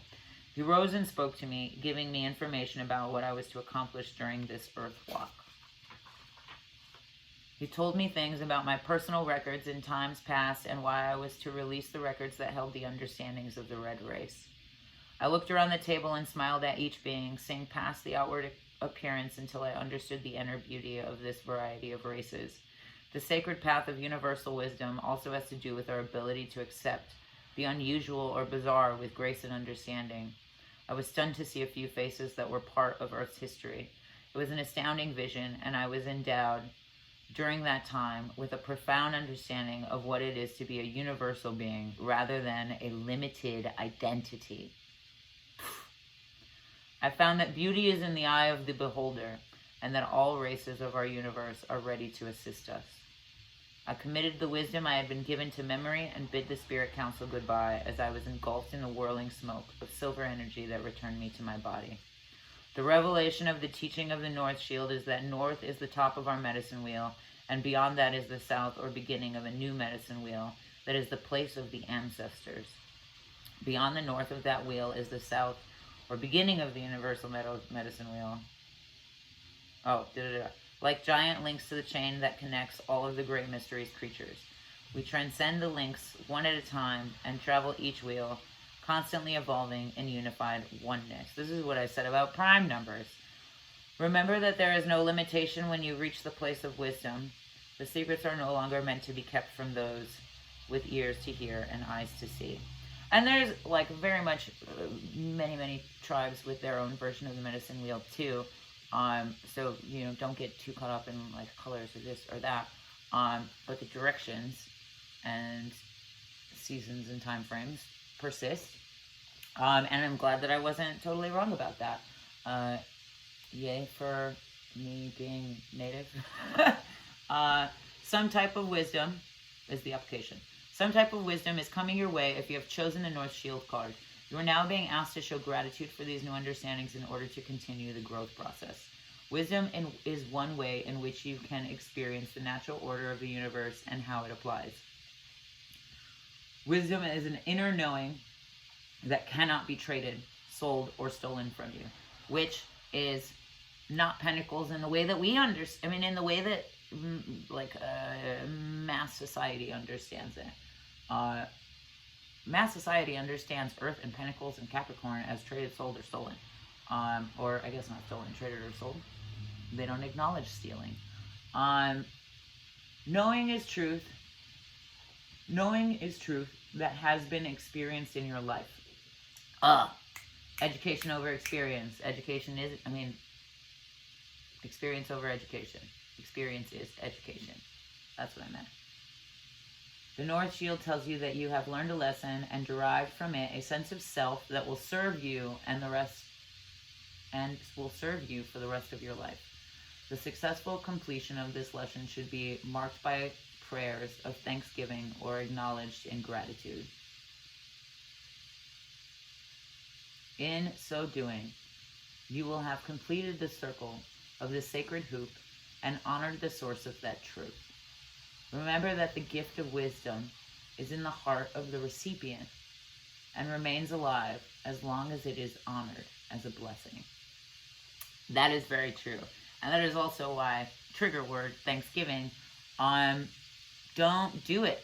In fact, I haven't done it. Do whatever you want. But for the last couple years, it's not that I reject party invites, but I fast. I would love to go to a party and fast because it's about me holding space and me holding full gratitude and honor, and I eat and feel so good by the next day, and it feels like I'm carrying that honor and that gratitude to every other day. If anything, it's like Thanksgiving is the one day where it's like, all right, this is only about, you know, like I don't want anything else to like have to digest. I'm going to digest all of these experiences so that I can be grateful every day following. Whereas the Western world is only grateful on that day because they have a day off of work. I don't know. Yeah. Heavy. Oh, and it ends on page 111 too. Interesting. This is a really intense situation. That was the bottom of the deck, and that pretty much like touches on so many things that I've already talked about too. The reflection, the eye, and the paying attention to with this 10 of Hearts and the 9 of Swords. In that moment, do not underestimate what signals and messages it sends to your body when you are aware of your focus. This is also why your drishti, or focus, is so important in yoga. But that is an entirely different topic. Okay, this is so exciting. Oof. Okay, the top of the deck card is...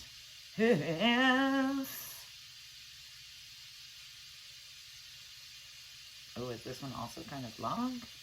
Is the Whirling Rainbow, which, from my fellow natives, there is, how do I say this without sounding cheesy? There is talk of prophecies about Rainbow Clan and Rainbow Tribe, and it's, like it said in this, like, us being asked to help teach, and I'm not a teacher. I love educating and learning. So we're all here to learn together. I'm humble enough to know that I am forever learning, and that we will learn side by side, not in a hierarchy of power. Okay. Whirling Rainbow, giver of life, through your cleansing rains, uniting all color, the children of earth, we will walk in peace again. Whirling Rainbow prophecy, your warriors now arise. Sisters and brothers in harmony, your light in their eyes. Whirling Rainbow, touch our hearts, we will surely fly, never lonely or apart, our whirling colors in the sky. This is actually a really beautiful card. Here, can you see me?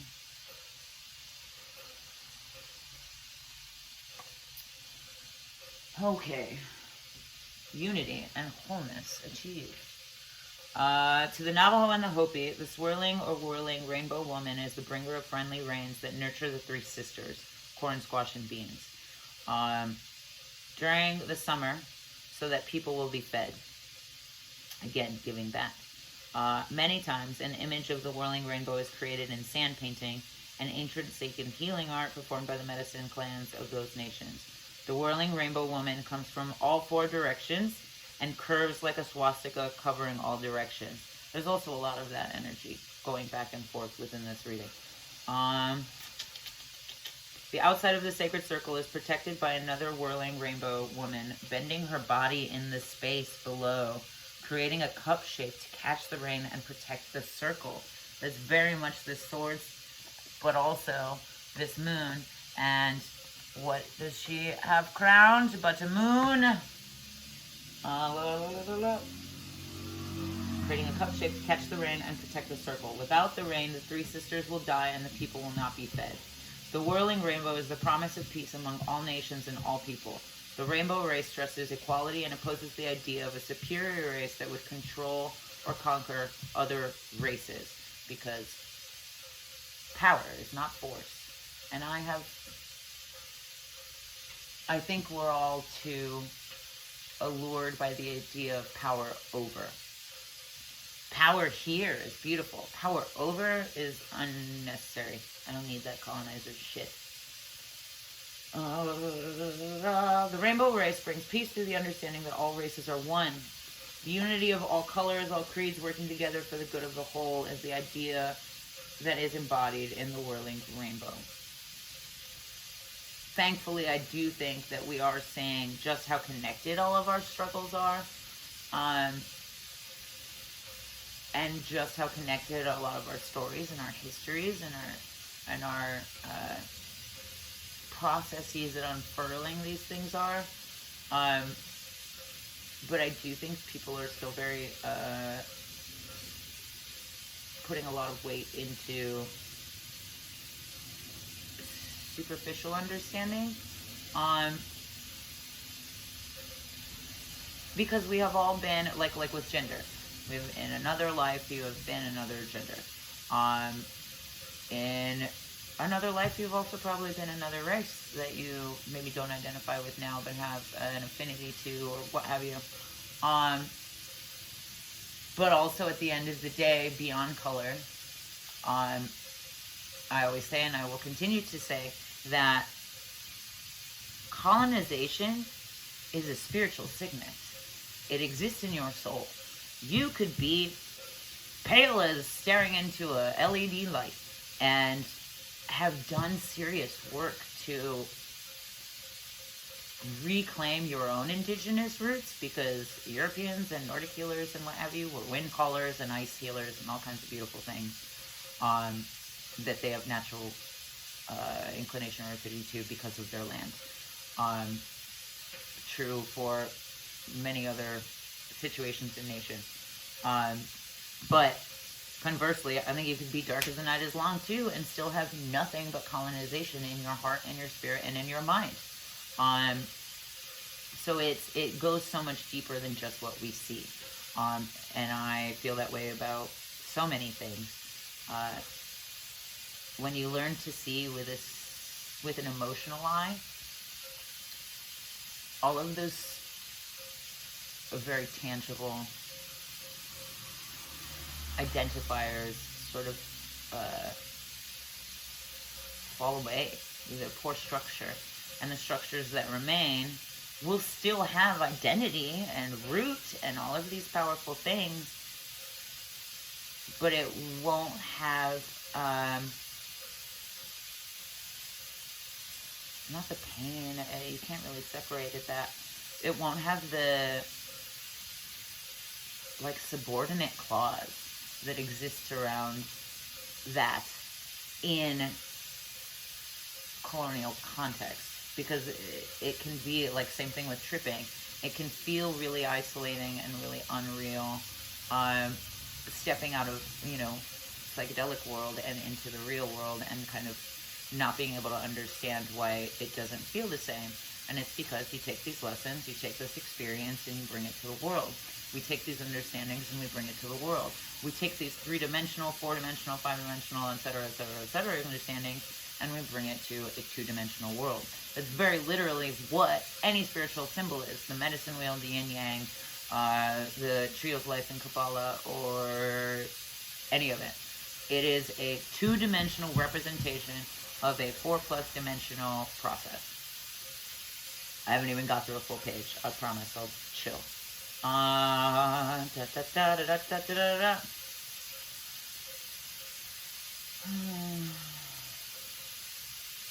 The whirling rainbow, the promise of peace among all nations and all people.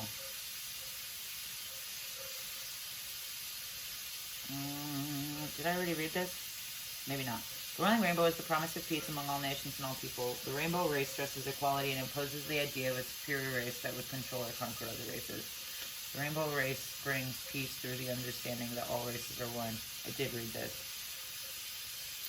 The unity of all colors, all creeds, working together for the good of the whole is the idea that is embodied in the whirling rainbow. When all pathways to wholeness are respected by all cultures, the prophecy of the whirling rainbow will be completed. When I lived in Mexico and worked, not me, the writer. When I lived in Mexico and worked with the grandmothers, the Dreamtime Buffalo Society, or Sisterhood, had many prophecies derived from seers and dreamers that had come down through the ages. The prophecy of the whirling rainbow is very specific. When the time of the white buffalo approaches, the 3rd generation of the white-eyed children will grow their hair and speak of love as the healer of the children of earth. These children will seek new ways of understanding themselves and others. They will wear feathers and beads and paint their faces. They will seek the elders of the red race and drink of their wisdom. These white-eyed children will be a sign that the ancestors are returning in white bodies, but they are red on the inside. They will learn to walk the Earth Mother in balance again and reform the ideas of the white chiefs. These children will be tested as they were when they were red ancestors by unnatural substances like fire water to see if they can remain on the sacred path. The generation of flower children have moved through this part of the prophecy, and some have remained. Others were lost for a while and are now returning to the natural way of being. Some were disillusioned and have forgotten the high ideals that gave them life when their hearts were young, but others still are waking up and quickening into the remembering. But don't rush yourself.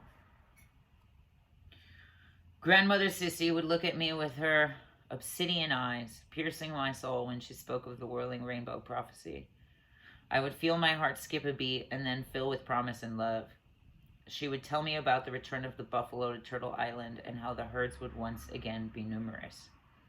After the time when the buffalo returned, the generation following the flower children would see the dawning of the fifth world of peace.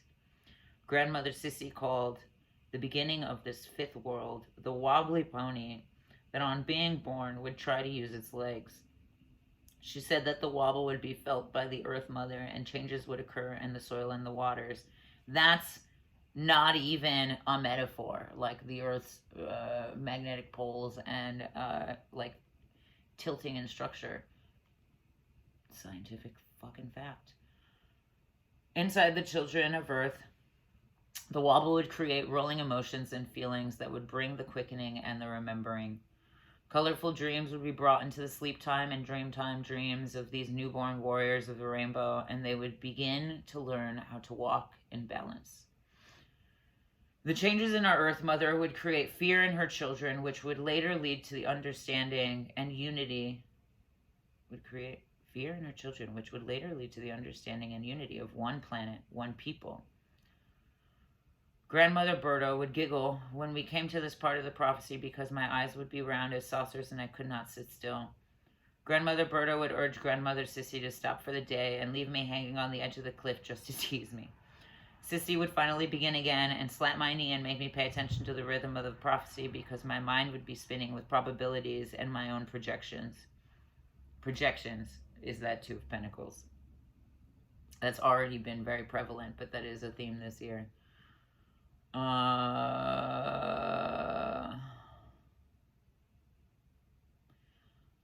wanted to ask so many questions about how, when, where, and why. I wanted to know details. I was 22 and very impatient, but I kept my silence so she would continue. The whirling rainbow will appear in the form of a sundog to those who are ready to see. The sundog is a full rainbow circle around the sun that has bright white lights the four directions. Sundog, that kind of sounds like a dragon. The sundog is a rare natural phenomenon that was named by Native Americans. The name is now used by scientists all over the world. Many sundogs will be seen around the time of the white buffalo, which will be the sky language sign that the secret and sacred teachings are to be shared with all races. Enough of the children of Earth will be awakened to carry the responsibility of the teachings, and the healing process will begin in full swing. Hell yeah. That's that Pentacles. That's that Pentacles at the top. Grandmother Berta would smile with a faraway look in her eyes, knowing that she would be on the blue road of spirit when the time of the white buffalo came. Grandmother Sissy would also be in the other side camp, but both promised they would be assisting me in bringing out the things they had taught when the time was right. Both grandmothers spoke of the change in feelings the children of the earth would have during the wobble or healing process as the whirling rainbows permeated their dreams. They said many will remember their purpose for being on this earth and will learn to develop their gifts to assist the whole humanity. Truth will shatter the bonds of separation and goodness will prevail. Some details of earth changes will come into the dreams of those who are being born to move where they will be safe. Others will be told that their talents will be needed in areas where the changes occur. Everyone will have to trust their personal vision and follow their hearts in order to assist the whole. Each person will be able to use their gifts with joy and share equally in the bounty created by all those working together. The other teachings of the prophecy of the whirling rainbow will be released at a later time when more have awakened to the potential they carry. In our Seneca tradition, Grandmother Twila has taught us many uses for the whirling rainbow of peace. When we are having difficulty in any situation, we visualize the rainbow of peace encircling the situation.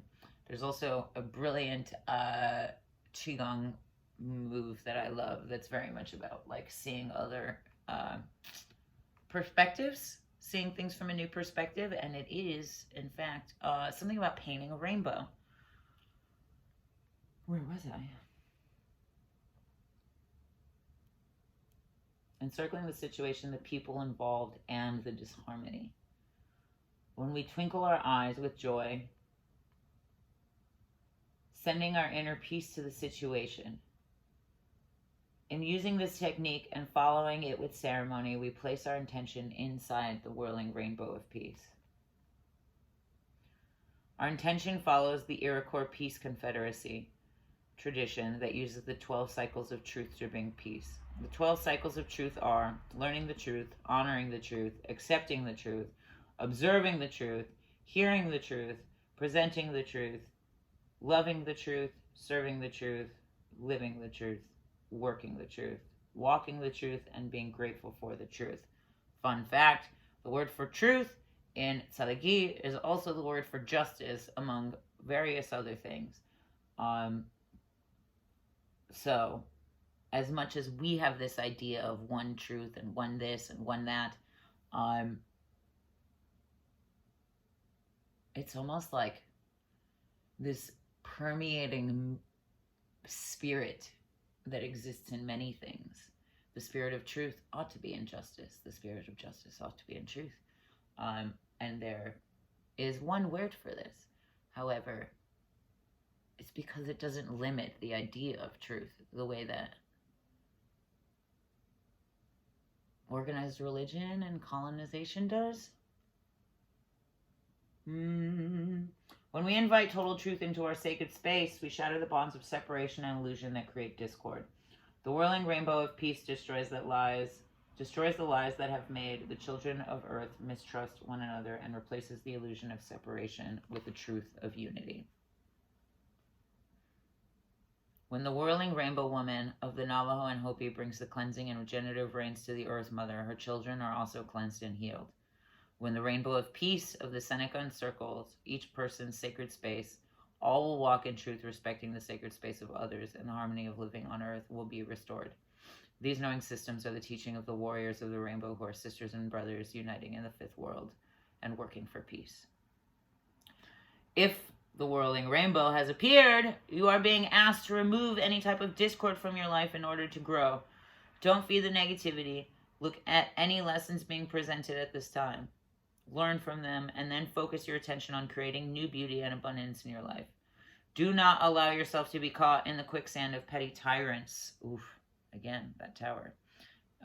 A true worthy opponent will present lessons to make you grow beyond any high drama and into a sense of unity with the self. That's that Two of Pentacles. Other petty tyrants are not worthy of your attention or your energy. That's the Two of Wands. You need not take on the issues of others when the discord is due to their lack of unity within themselves. Damn. Encircle any discord within the whirling rainbow of peace and consider the unity you have with the great mystery when you keep your eye on the goal and your feet on the sacred path of beauty. You can keep your head in the clouds and you can keep your feet on the ground. That, in fact, makes you very expansive. I never understood why people would tell me to keep my head out of the clouds. Remember that any challenges to unity are equal to your ability to overcome them. And that is a very Chiron lesson, for sure. And I think one of the first things that I said. I didn't think that it would take me so long to read that. And not all of the stories are that long, I swear. But that was also very necessary and very important. And I think that is a beautiful way to tie this all together. There may have been some sensitive things in there that may trigger some sensitive emotions. Fire away. Like, let's talk about it. I would love to. Let me know how you are feeling. And let me know how this resonated. But as promised, I heard you, I feel you. This is our 2024 review. And I wonder what it will, if it'll age well. I wonder, you know, what identifiers this will flag for you. And I really, really hope that you keep this in your back pocket for when you need it, because we've got a year of potential times where we may need to pull this little card of wisdom out and make use of it. But now that I'm done reading, with that being said, party on. Thank you for spending this much time with me. Thank you for being here. Thank you for your trust and sharing this kind of space with me too, especially for people that are new. That all happened really fast, but I am elated to be sharing space and sharing this kind of channeling and information with you. So much love, so much gratitude, and in the words of one of my tribes, until next time, or donadakoi, shili on shili koyo. I appreciate you very, very much. Party on. Happy day.